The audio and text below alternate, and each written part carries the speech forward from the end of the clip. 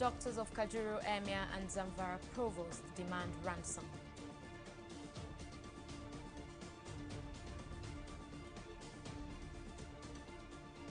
PDP urges court to sack Zamfara governor over defection.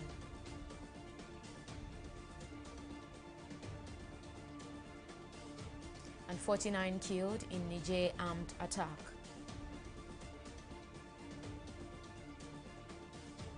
Glad to have you join us on News Now. I am Oyi Adekunle. Abductors of the Emir of Kajuru, Al-Hassan Adamu, have demanded a ransom of 200 million naira.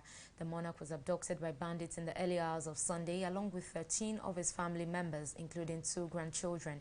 According to the spokesperson of the Kajuru Emirate Council, Dahiru Abubakar, the bandits reached out to demand the ransom on Monday. Abubakar added that the abductors gave assurances that all the victims are in good condition and were not being molested. He said the council is appealing to the bandits to release the 85-year-old monarch and his relatives unconditionally, especially given his fragile health condition. Similarly, the abductors of the provost of the College of Agriculture and Animal Science, Bakura in Zamfara State, Abibu Main Asara, have demanded the sum of 5 million naira as ransom before he can be released. Main Asara was abducted at his official residence on Sunday with 2 other persons. The elder brother of the provost, Nasiru, confirmed that the bandits have been in contact with the family and the negotiations are ongoing for a reduction in the amounts demanded. The State Police Command, however, denied knowledge of an ongoing negotiation between the family and the abductors. And it has now become a norm for abductors to demand a ransom before victims are released. And while many have regained freedom, there are scores of others who are still being held in the den of their captors. Amid rising cases of abduction in several parts of the country, the federal government has repeatedly said it will not consider the option of paying ransom to bandits. In an exclusive interview with TV360 Nigeria, security risk management expert Kabir Adamu says while ransom payment should not be normalized, the government should also do its part by providing an alternative, which is to prevent attacks from taking place. If the abduction happens, you are left with only 2 options. One option is either to pay the ransom or to deploy special forces to go and rescue the victims. Unfortunately, in Nigeria, we do not have that capability. Other countries have. We saw when the American was abducted in Niger and how special forces came. Tactical forces were able to rescue him without any casualty. We don't seem to have that capability here in Nigeria. So frankly, you are left with only one option after the incident has happened. But there is a lot that we can do before the abduction takes place. So if I'm going to advise government, the advice would be on the prevention of the abduction before it happens. And once it happens, I don't think government has the moral responsibility to stop anyone from paying ransom, because the responsibility is actually on government to prevent the abduction from happening. If it fails in its responsibility, then it should allow the parent to be able to sue government for failing in its responsibility, just like government can now, if this law passes, can now sue the parent for paying the ransom. That way, then we know we have some level of fairness. A federal high court in Abuja has fixed July 16 to hear a suit challenging the defection of Governor BELLO of Zamfara State to the All Progressives Congress APC. 2 members of the People's Democratic Party PDP from the state, Sani Ahmed and Abubakar Mohammed, filed the suit asking the court to sack the governor over his defection. The plaintiffs are contending that in view of an earlier judgment of the Supreme Court to the effect that the APC had no candidates in the 2019 governorship election in Zamfara, having not conducted valid primaries, it would be unlawful for Matawale to retain his position while defecting from the PDP to the APC, thereby transferring PDP's victory to the APC. They therefore prayed the court to, among others, declare that Matawale must resign before defecting. And Kogi State Governor YAHAYA Bello has opposed the demand of the Southern governors for presidency to move to the South in 2023 as unconstitutional.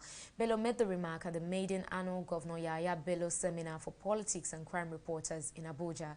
Details in this next report. Kogi State Governor YAHAYA Bello is opening the maiden GYV seminar as a platform for interaction on important and current national issues. In attendance are crime and political reporters across the country, politicians, opinion leaders, and other media executives. At this event, the governor gave his position on the zoning of the presidency to the south in 2023. He argued that the criteria for choosing Nigeria's next president should be centered on someone capable of unifying the country and resolving its problems. Democracy is all about free choice, and it's about the number. Let the majority allow them, give them the free will to choose whoever they want. Let political parties not limit Nigerians to who they want to elect into offices.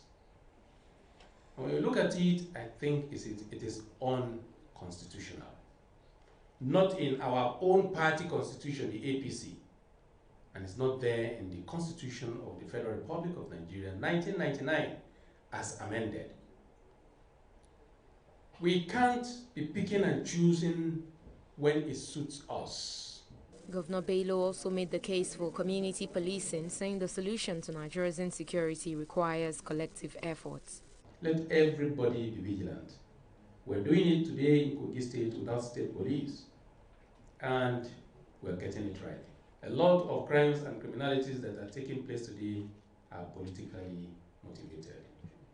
If we are ready to have a secured, free, and a safe society, it behoves on us, the leaders, and equally the followers, to make Nigeria a secure environment. Journalists at the event were also charged to undertake their reportage with patriotism. As we go about our reportage, we must do that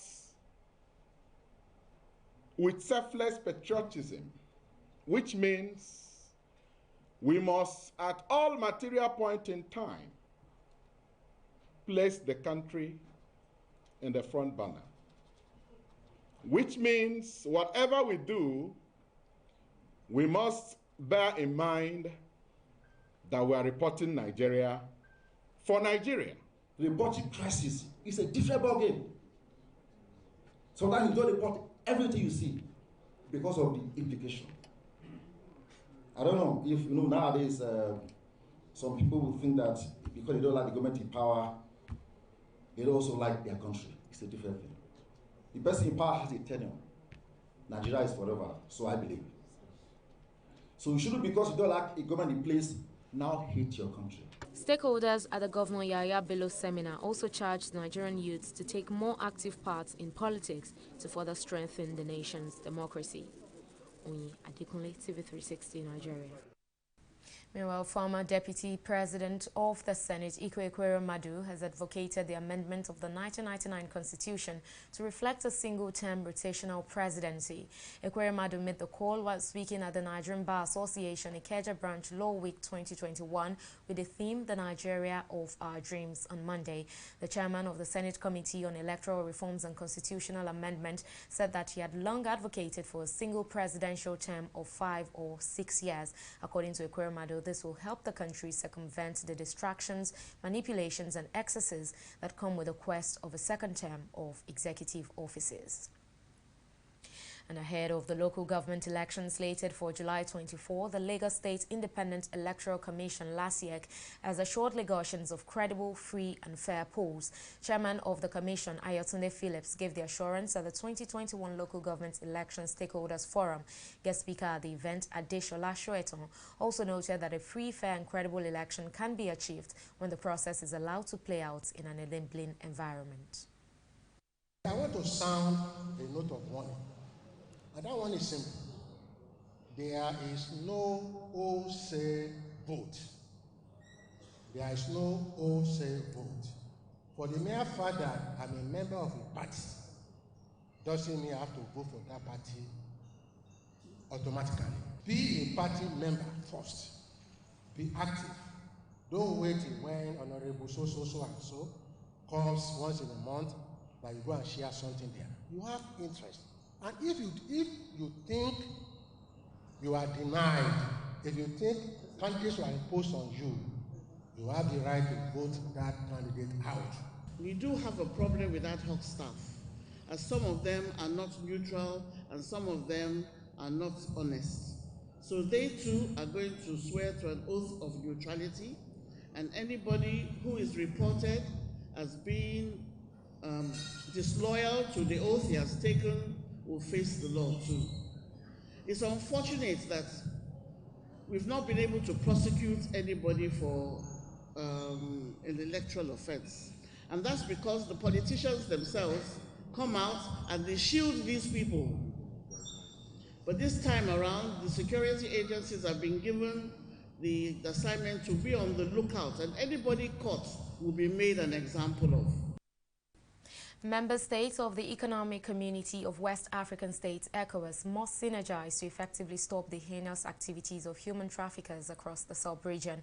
The Chief of Mission, International Organization for Migration in Nigeria, Franz Celestin, made these remarks at a breakfast meeting with journalists in Abuja.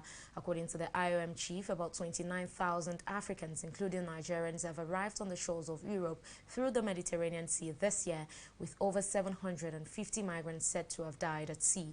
Celestin also pledged the commitment of IOM to the promotion of orderly and humane migration management. Given the numbers that we've seen, Mali, for some reason, is the #1 destination in West Africa for Nigerian women who are trafficked, especially going as sex workers going to the gold mine. But there are trafficking going on throughout the ECOWAS space.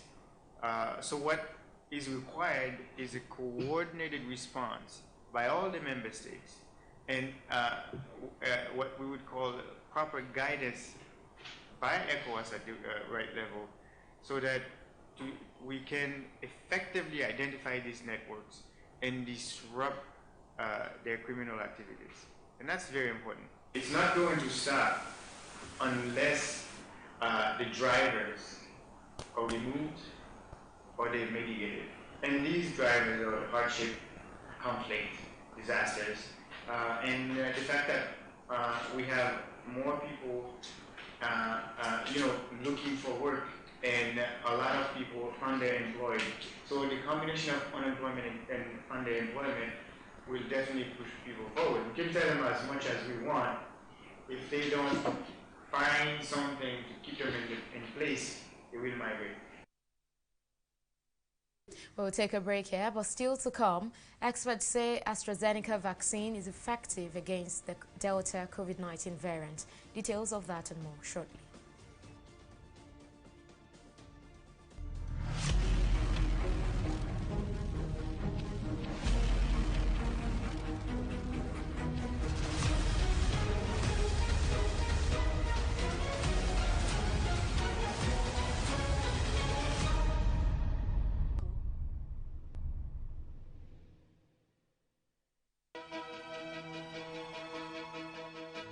Opinions are free, facts are sacred, but truth is universal. How, in practical terms, can we, for instance, de-escalate the tension? President must see himself as the president of the Federal Republic. We know where the enemy is. 3 places. The Lake Chad Basin, the border area between Nigeria and Cameroon, and then the Sambisa Forest. On TV360, we give you a complete dose of everything. Opinion, facts, and undiluted truth. I hardly believe what politicians say in this part of the world. A new Nigeria is possible, a future is possible. We delve into the issues, dissect it so that you can understand it, use it to take action. I don't think there's any need for any governor to look for grant for ranching. TV360, dissecting the issues. Many thanks for staying with us on News Now. Here's a quick reminder of some of our top stories tonight. Abductors of the Emir of Kajuru, Alassane Adamu, have demanded a ransom of 200 million naira. According to the spokesperson of the Kajuru Emirate Council, Dahiru Abubakar, the bandits who reached out to demand the ransom on Monday gave assurances that all the victims are in good condition. We also told you that a federal high court in Abuja has fixed July 16 to hear a suit challenging the defection of Governor Bello Matawalle of Zamfara to the All Progressives Congress APC. 2 members of the People's Democratic Party PDP from the state are contending that in view of an earlier judgment of the Supreme Court to the effect that the APC had no candidate in the 2019 governorship election, it would be unlawful for Matawalle to retain his position while defecting from the PDP to the APC. In case you missed any of our news bulletins or for more updates, do log on to our website on www.tv360nigeria.com. You can also follow us on our social media platforms on Twitter, Instagram, YouTube, and Google Plus at TV360 Nigeria. On Facebook, it's TV360 Online.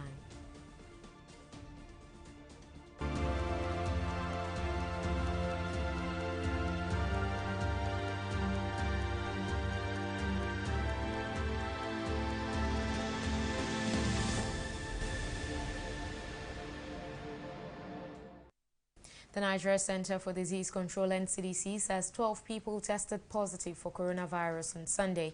According to the latest update by the agency, the latest positive samples were recorded in 3 states, led by Akwa Ibom with 6 cases, followed by Ogun and Rivers with 4 and 2 cases respectively. 2 persons were confirmed to have died of COVID-19 complications on Sunday, increasing the country's fatality toll to 2,124.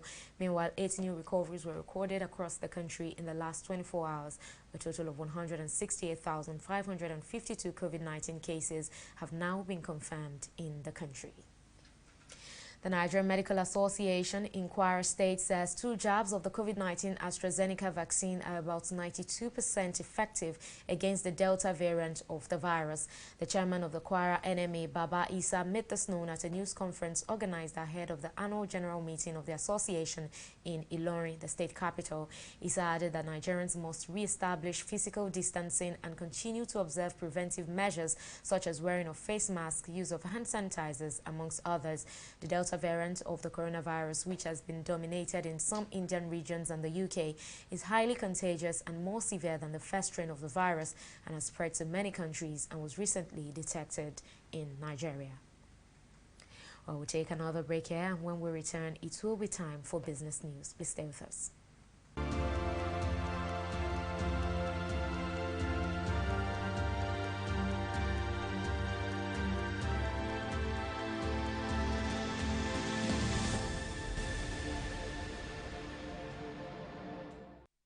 In the last 3 years, we have built a multi-purpose center, which is the envy of all in our constituency.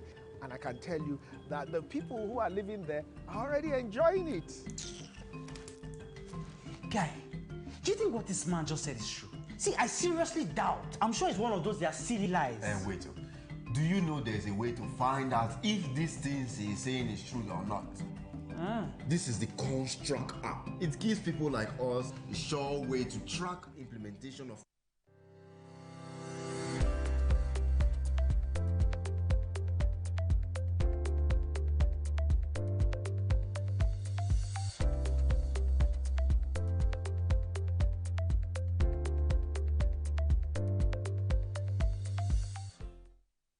Welcome back. Let's now join Folashade Ogunride for the latest in the world of business. Over to you now, Shade. Thank you very much, Ori. In business news, in recent times, the use of crypto as a legal tender has come under intense scrutiny. The latest being the Parliament of the Economic Community of West African States, which noted that the instability of the digital currency makes it unsafe. Details in this report. In response to global concerns over cryptocurrencies and its attendant risks, the ECOWAS members of Parliament has held a delocalized meeting to address the trend. Echoing the fears of Nigeria's Apex Bank, ECOWAS Commissioner for Microeconomic Policy and Economic Research, Kofi Konadu Akraku, says the decentralized and deregulated nature of crypto trading makes it conducive for money laundering and other financial crimes. A major concern of cryptocurrency is that it uses decentralized control, which means that they are not controlled by any person or individual government. In view of the absence of a regulatory body, it could make room for practices which might drive prices skyward and discourage investments. It also could encourage money laundering and pose cyber security problems, including price volatility and lack of inherent value, and therefore can have grave implications for monetary policy design and implementation dependent on the monetary policy framework. With an objective to provide a deep understanding of cryptocurrency and its use in the process of facilitating regional integration, The co-chair ECOPARL Joint Committee, Kwasi Amiyo Sherime, questions the viability of the digital currency. The total value of all cryptocurrencies as at February 18, 2021 was more than 1.6 trillion United States dollars, according to CoinMarketCap. And the total value of all Bitcoins, the most popular digital currency, was pegged at about 969 billion United States dollars. Despite all that have been said about these instruments, there are more questions to be asked than answers. Are cryptocurrencies genuine investment opportunities, or are they another pyramid game destined to bust? While countries like Nigeria and China have prohibited banks and other financial institutions from transacting or dealing in cryptocurrency, the conversation on whether or not to adopt digital currency as a legal tender still lingers. Folashade Ogurinde, TV360 News. We'll take a break here and return with a stock market review. Just stay with us.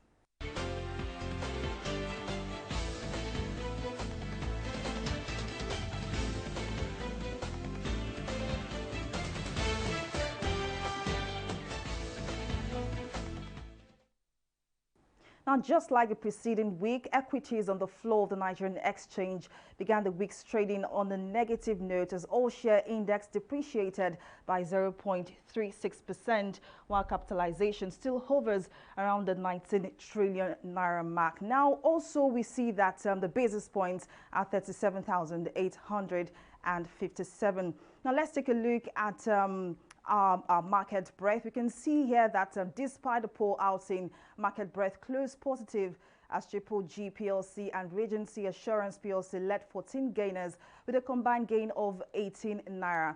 Now on our losers chart, 13 losers topped this by CWG PLC and International Bureaus PLC had a combined loss of 15 naira at the end of today's session. Now for our market summary, we can see that 187 million shares valued at 2.8 billion naira exchanged hands in 4,017 deals. Now on our foreign stock, well, despite the fact that the Nigerian stock didn't do well, on the flip side, the foreign stocks did very well. So you can see that FTSE is in the greens, up by we can see that it's up by 0.050%. Now, Dow Jones is also in the greens, up by 0.26%, and Nikkei is up by 2.25%. Well, to wrap on our review of the stock market, back to Oyin for the rest of the news. Thank you for that update, Shade. We're moving now to the foreign scene, where at least 49 people, including 5 civilians, 4 soldiers, and 40 armed jihadists, were killed on Sunday in a clash in the restive southwest region of Niger Republic when the attackers reportedly invaded the area, which is close to the country's border with Mali. A Ministry of Defense official who confirmed the incident in a statement said around 100 heavily armed terrorists riding on motorcycles attacked the Choma Banju village, striking around 3 p.m. on Sunday, but were repelled by the army stationed there. Niger has been battling jihadist insurgencies on its southwestern flank with Mali, and according to United Nations estimates, there are more than 300,000 internally displaced persons in Niger, many of whom fled terrorist violence that had escalated since 2015. And it's now time for Entertainment Report on News Now.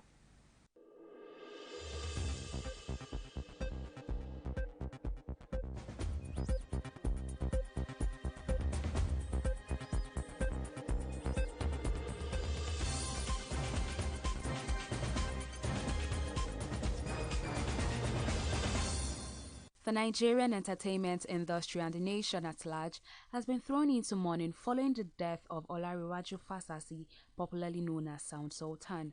The Jagbajantis crooner dies at 44 after battling with throat cancer. In May, it was reported that the artist had been diagnosed with the ailment and that he was receiving treatment, but a statement was released by the family denying the news. Sound Sultan, whose career in show business started in the 90s, was buried in New Jersey, the United States, on Sunday according to Muslim rites. He was notable for using his music to speak against poverty, corruption, bad governance, and societal ills in Nigeria. He attributed his early influence to his elder brother Babadi, who studied theatre arts and received most of his early stage experience through him. After independently releasing other singles and featuring in 8 songs of other artists, he was signed by Kenny's Music, and under Kenny's Music, he released 4 albums, and by 2007, his contract to the label expired, and he partnered with Babadi to start Ninja Ninjas. Also known for his love for the game of basketball, he joined forces with the organizers of the Continental Basketball League to become a team owner of Lagos City Stars, the 2017 champions, and the facilitator of the league entertainment. The satellite town breed artist, who was also closely associated with acts like Two-Face Idibia, ID Kabasa, and more, is survived by his wife, 3 children, and siblings. May his soul rest in peace. And that is all that we have for you on the entertainment segment of News Now.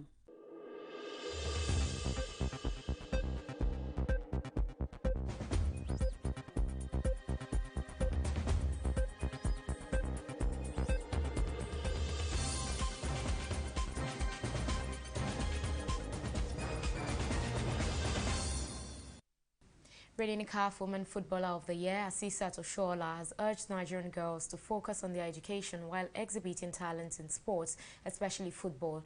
OSHOALA, also the captain of the senior national female football team Super Falcons, said this at the 59th Inter-House Sports Competition of Queen's College, Yaba, Lagos, over the weekend. Our correspondent Mojisola Matomi was there and now reports. The 59th edition of the Queen's College Inter-House Sports was filled with color, energy, glitz and glamour despite COVID-19 restrictions. The event was celebrated with various activities including relay race, the highly anticipated calisthenics display by the girls, and lots more.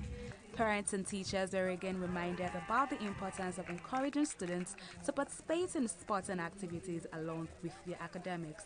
We normally have inter-house sports every year. However, this one is coming during the COVID-19 era, and because of that, it's an in-house event. We are not inviting the public, we are not even inviting parents, just to ensure that we abide by the federal government's COVID-19 protocols. Parents who have children who have talents in sports should allow them to develop it.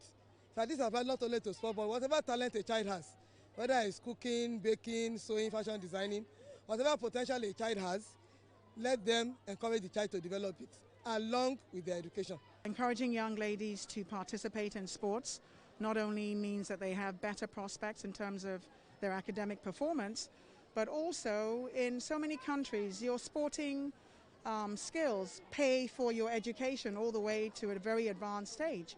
Special guest of honor at the Inter-House Sports, ASISAT OSHOALA, also charged students who have taken interest in sports not to lose sight of the fact that education is also as important. As a young kid, you should know that in life, everything has to do with time. You know, there's time for everything, and everything in life has to do with stages. There's a certain stage you get to. You don't need anyone to tell you that you can actually reach the peak of whatever sport or whatever field you are in. So just don't give up on your dream. Just keep pushing. If you want to play football, you want to play tennis, basketball, or whatever sport it is, don't give up on it. Just keep pushing until the last. And I'm very sure you're going to be proud of yourself someday, because I'm proud of myself today. Some students also lauded their school for helping nurture their talent along with their academics. Being in Queen's College, I've been in Queen's College for 6 years. It's very good because if I see other people outside, I can speak for myself that I'm in a great school and like, oh wow, I'm lucky to be here. Before today, we had our heat, and when I ran there, like, I didn't do well. So I got encouraged to run better today. So I enjoyed it because my team and I were first, and I was second leg. And I would like to encourage people out there to take participation in sports because it helps you, it helps your mind, and it helps you to free things. It's like an activity you can just do. Queen's College, since its inception in 1927, has produced notable women in the field of sports. Mojisola Matomi, TV360 Lagos.